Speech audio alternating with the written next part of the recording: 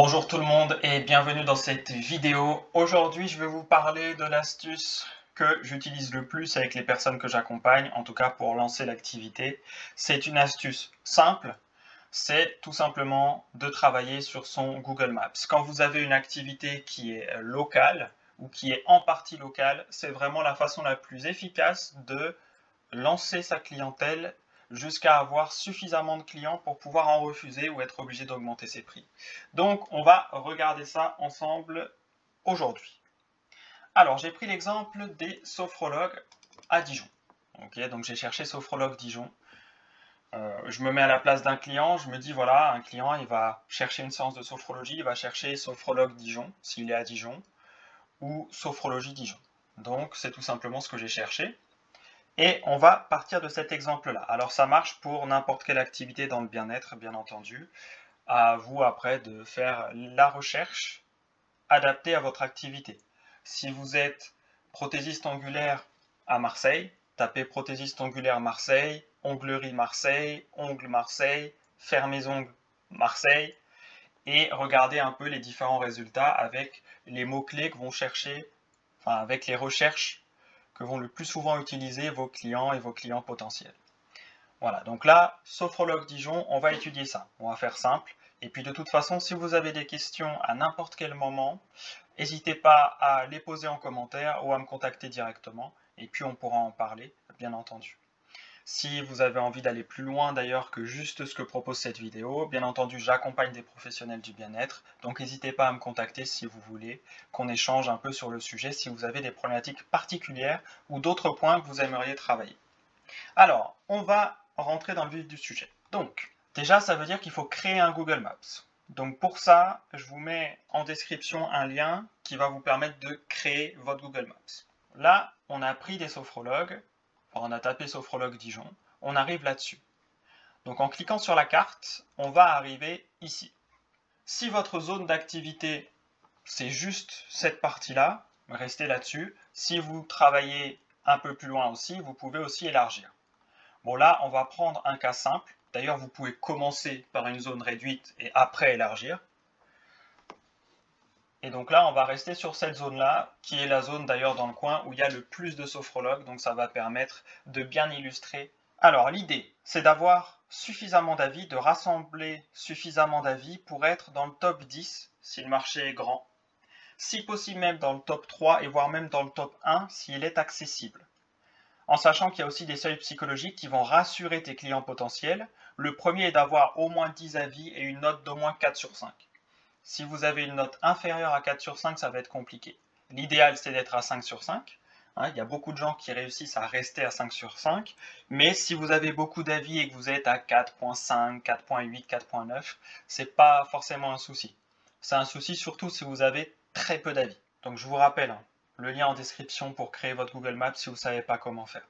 Là, on va analyser comment améliorer et qu'est-ce qu'un bon Google Maps. Je vous ai parlé d'être dans le top 10 ou autre. Comment on voit ça? Donc là, à gauche, on va défiler et on va regarder ici à chaque fois le nombre d'avis. Donc là, il y a 8 avis, 5 étoiles, mais on va regarder que le nombre d'avis. 5. Donc 8 avis, 13 avis, 15 avis. Donc là, on voit qu'il y a une personne qui sort du lot qu'on a 24. On voit qu'il y a quand même beaucoup de personnes qui n'ont même pas 10 avis. Ok. Et puis, on va passer comme ça, on va faire la première page, tout simplement. Voilà. Et donc là, je crois qu'il y a un professionnel qui doit avoir une trentaine d'avis, peut-être. Hop, on va reculer un peu. Alors, 24, ok. Donc là, ici, voilà. Là, il y a une professionnelle qui a 37 avis. Ok? Donc, en gros, il y a une professionnelle qui a 37 avis et une autre qui en a 24. Et après, en dessous, il n'y a rien au-dessus de 20. Tout est en dessous de 20 pour le reste. Donc là, dans ce cas de figure-là, bon, vous comprenez que si vous êtes en dessous de 10 avis, il y a tellement de gens, parce que les gens, en fait, ils vont arriver, ils vont voir, et ils vont aller plutôt regarder les gens qui ont déjà quelques avis. Et là, il y a tellement de gens qui ont au moins 10 avis que si vous n'en avez pas 10, quasiment personne ne va vous regarder. Donc, si vous voulez trouver de nouveaux clients, il faut qu'ils vous regardent. quand ils ont tapé cette recherche, quand ils arrivent là-dessus. Donc déjà, le minimum du minimum, si vous voulez avoir ne serait-ce qu'un résultat, c'est d'agréger au moins 10 avis sur votre Google Maps dans un cas comme ça. Maintenant, si vous voulez vraiment avoir une grosse partie des prospects, des gens qui recherchent Sophrologue Dijon, qui vous contactent, ou qui vous voient déjà, puis qui vous contactent, il faut aller chercher plus de 20 avis pour être dans le top 3. Avoir 10 avis ou en avoir 20, c'est à peu près le même travail. C'est pas beaucoup plus long l'un ou l'autre, c'est 2 fois plus long, mais franchement, c'est pas un travail, c'est pas comme s'il fallait en agréger 100. Donc là, dans un cas comme ça, faites-vous plaisir et allez chercher au moins une vingtaine d'avis pour avoir quand même quelques personnes qui vous contactent, si possible chaque semaine et pas juste 1 ou 2 personnes par mois ou par trimestre. Donc allez chercher au moins une vingtaine d'avis. Je vous dirais même que là, ça peut peut-être valoir le coup d'aller chercher une trentaine d'avis, voire même le top 1, donc allez chercher les 40 avis, tout simplement. Là, précisément les 38. Mais bon, le temps que vous arrivez à 38, peut-être qu'elle sera à 39, 40. Donc allez chercher une quarantaine, une cinquantaine d'avis si vous voulez être dans le top 1. Et là, quand vous allez être dans le top 1, vous allez avoir quasiment tout le monde qui va venir voir votre site, votre fiche d'établissement. Et du coup, vous allez avoir beaucoup de contacts s'ils sont bien faits. Pensez à mettre sur votre fiche d'établissement de quoi vous contacter directement. Un mail, un numéro de téléphone ou de quoi prendre rendez-vous. Pensez à greffer votre site internet à votre fiche d'établissement. Pareil, sur votre site, il faut qu'il y ait de quoi vous contacter ou de quoi prendre rendez-vous rapidement. Donc rendez-vous, téléphone, mail, formulaire de contact, voilà. C'est très important. Je reparlerai à la fin de comment créer son site web si vous n'en avez pas, ou comment avoir un site web gratuit. On verra ça à la fin de la vidéo. Donc là, il y a un autre point qui est important à avoir en tête, c'est que la personne qui a le plus d'avis, c'est quelqu'un qui est magnétiseur et sophrologue. Si vous n'êtes que sophrologue, c'est bien parce que vous êtes spécialisé. Et donc, les gens qui cherchent que de la sophrologie, ils préfèrent avoir un sophrologue qui a 37 avis qu'un magnétiseur sophrologue qui a 37 avis. Parce qu'il se dit, dans les 37, il doit y avoir une partie liée au magnétisme, etc. Donc c'est pour ça que être dans le top 3, souvent ça suffit à avoir beaucoup de personnes qui vont venir vous voir, surtout si vous avez une seule activité, ou en tout cas une seule activité que vous mettez en avant sur votre Google Maps, sur votre fiche d'établissement. Alors maintenant, on va regarder quelques infos supplémentaires parce que ça peut être important d'avoir d'autres choses en tête. Souvent, il y a des personnes qui ne savent pas comment avoir plus d'avis. Donc comment tu fais pour rassembler suffisamment d'avis? Peut-être que tu viens de commencer ton entreprise ou alors que tu n'as même pas encore commencé, que tu vas te lancer et donc tu n'as peut-être pas encore de clients ou de personnes qui peuvent donner des avis. Alors peut-être que tu as des proches qui ont pu tester ton service et n'hésite pas à leur demander des avis s'ils sont satisfaits. Et ensuite, il y a une astuce, c'est de proposer tes services gratuitement. Alors je sais, il y a plein de gens qui se disent « ouais, mais j'ai pas envie de me brader ou je sais pas quoi ».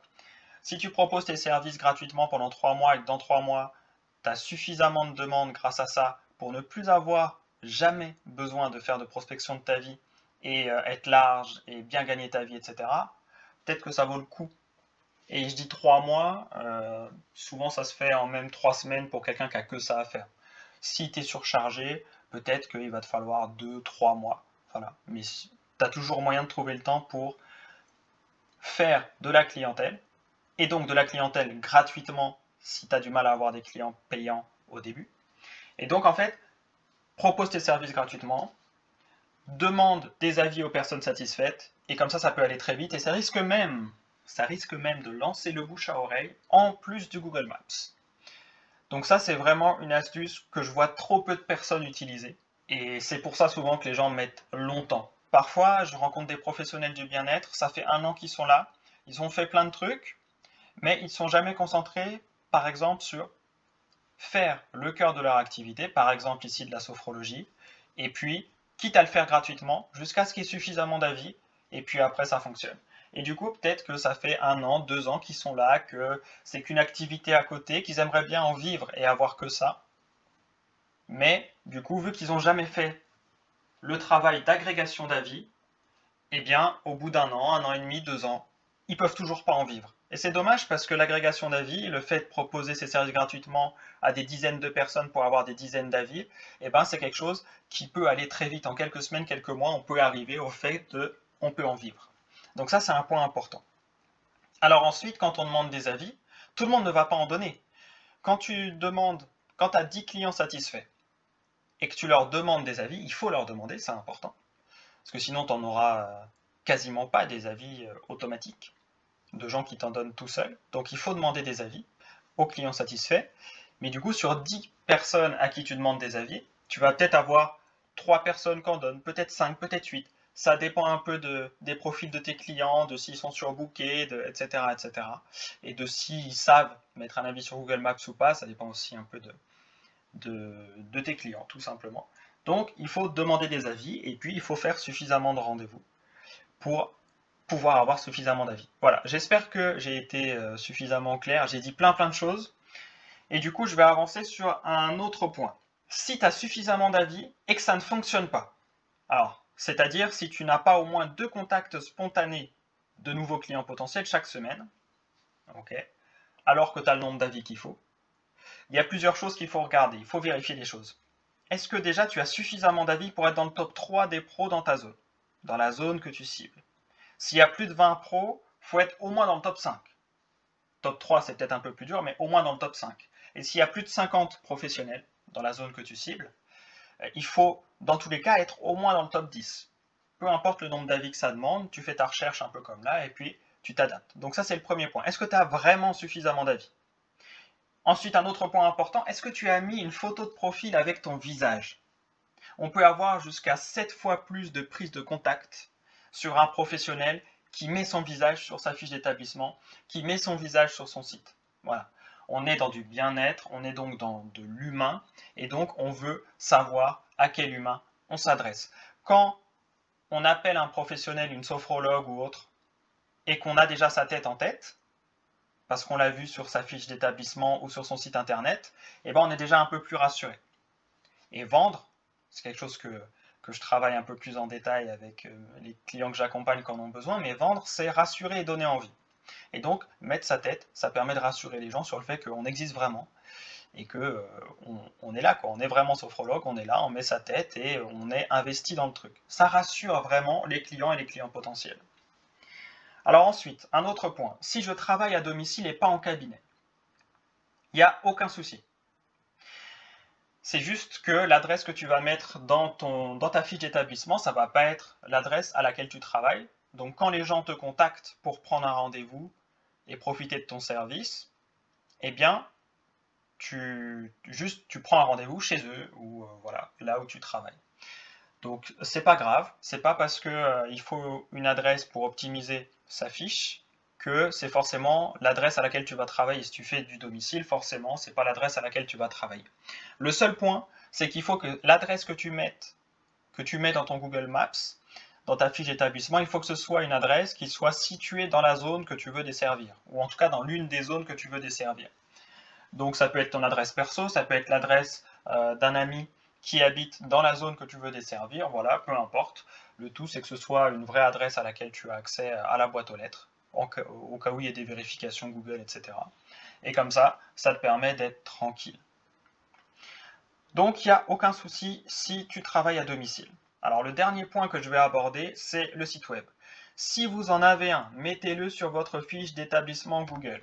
Si je regarde ici, souvent, moi, ce que je fais quand je cherche un professionnel, que ce soit dans le bien-être et même ailleurs, c'est que je vais regarder ici.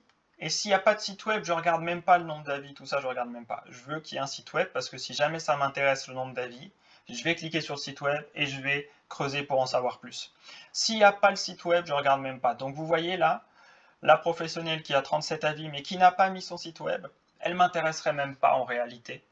En tout cas avec le profil de client que j'ai. Et il y a du coup une partie de vos clients qui vont être comme ça aussi. Donc mettez votre site web. Alors, si vous n'en avez pas, vous pouvez en créer un gratuitement en quelques minutes avec Google. Je vous mets un lien en description vers une vidéo où je vais vous montrer comment faire votre site web facilement avec Google si vous ne savez pas comment faire. C'est facile et c'est gratuit. Si vous voulez un nom de domaine spécifique, il va falloir le payer, mais il y a des noms de domaine gratuits en .business, .site qui sont tout à fait professionnels. À mes yeux, en tout cas, pour quelqu'un qui est dans le bien-être, il n'y a pas forcément besoin de plus. Donc voilà pour cette vidéo. Si vous avez des questions, les commentaires sont ouverts. Vous pouvez me contacter aussi directement, bien entendu, par mail, comme vous préférez. Prenez soin de vous. Je vous dis à très vite dans de prochaines vidéos. N'hésitez pas à vous abonner à la chaîne YouTube si ce n'est pas déjà fait. Ciao, ciao!